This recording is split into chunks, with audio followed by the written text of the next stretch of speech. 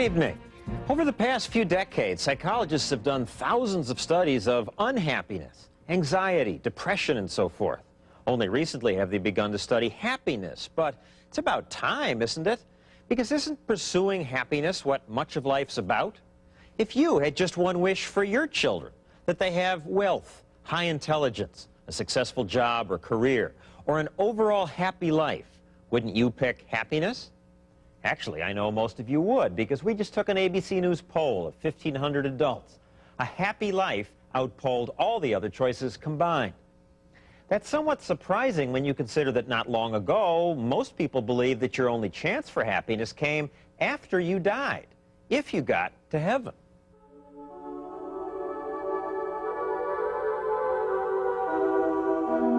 They thought they were on earth to win salvation, possibly to go to hell, anyhow, to just suffer through the veil of tears, which was life, as most people lived it.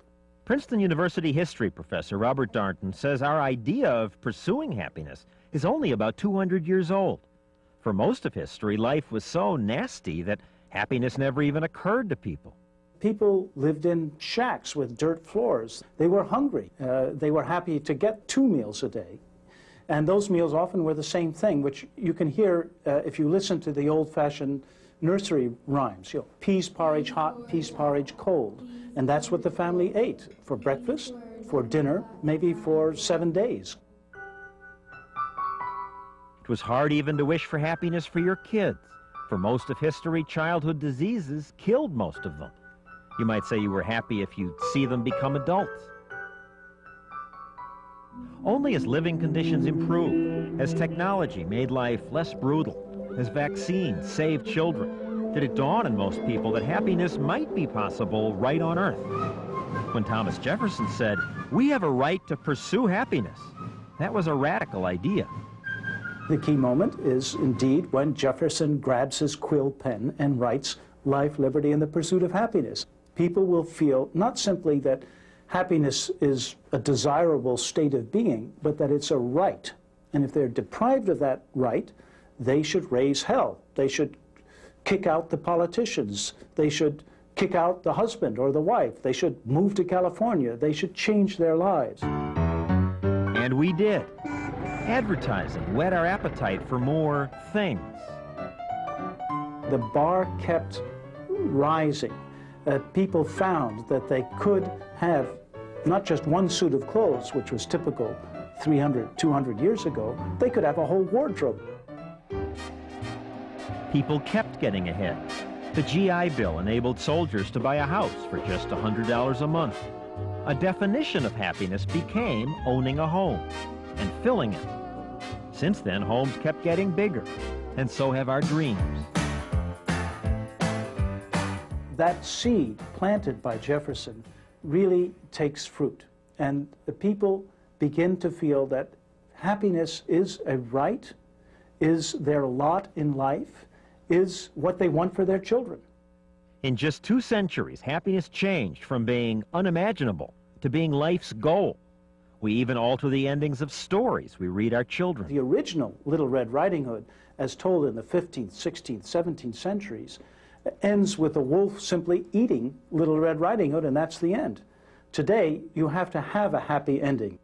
But what exactly is a happy ending for most people? What makes for a happy life? More possessions? And how would we know what makes for a happy life? You can't measure happiness the way we measure blood pressure. What the researchers do, and there really are people at universities who work full-time trying to analyze happiness, what they do is simply ask people, how'd you feel this year? Rate yourself from 1 to 9. Are you unhappy, neutral, very happy? Of course, your mood at the moment might change your answer, so sometimes researchers have subjects spend a month wearing beepers. When the beeper goes off, you write down how you feel right then. Other researchers show these faces and ask, which is you? Okay, this all may seem silly, and it's not precise science, but over the years, the researchers have surveyed more than 1 million people in America, Asia, and Europe, and they found some clear patterns. We'll start with what they've learned about what happiness isn't.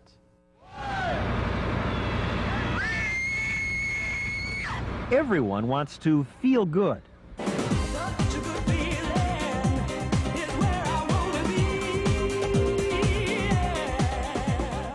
And while many of these things do make people feel good, if not great, they don't last, say the researchers. Disappointment awaits those of us who pursue happiness through hedonism. Drugs, sex, shopping, food even. They don't provide lasting happiness. Fame doesn't work either. I grew up convinced that true happiness was Aikman to throw from deep in his own end. being a sports hero. What could be better than the joy of success and the applause? Yet the Super Bowl winning quarterback asks, is that all there is? Probably the biggest myth is that money's the answer. Well, actually, it might be the answer if you don't have life's necessities. If you're hungry or scared that your children won't have food or clothing, it's hard to experience joy. International studies found the least happy people live in the poorest countries. Money would help them. University of Illinois psychologist Ed Diener. When we ask people in China and India and places like that to fill out a scale how happy you are, we get a pretty high percent of people who say, I've never thought about that before. In America, you get virtually nobody who says that. Americans have time to think about it, and we seem to have become increasingly convinced that maybe money will buy happiness. 25 years ago, when college students were asked, what's important? Most said family, or developing a meaningful life philosophy. But today, most students say being very well off financially. You've just won $10 million. Well, if that's true, then people who win a lot of money should be happy. But are they? Meet some lottery winners. Teresa Brunning of Colorado won $1 million. Janetta Williams won $5 million in the Arizona lottery. Curtis Sharp collected $5 million in New York. For a time, I seemed like I was in a dream world, you know? Did you come down to earth? Oh, yes, I came down, you know. I came down to earth. I got divorced from my first wife and married my second wife, and I spent a lot of money on the wedding, you know. $100,000 on a Yes. grand wedding. That didn't last 5 years, you know what I'm saying? Maybe he didn't win enough. Sherry Gagliardi and her husband won $26 million.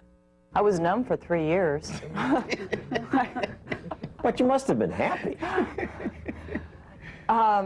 Yes and no. I got a divorce 2 years after we had won.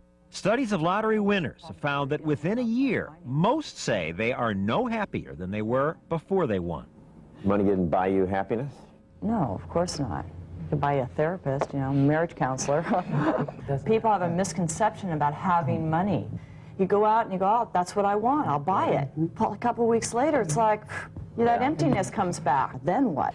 I mean, how many suits can I wear? How many hats can I wear? You know what I'm saying? Oh, come on. I noticed that none of these winners is offering to give the money back. It's nice to be able to buy things. Good afternoon. Would you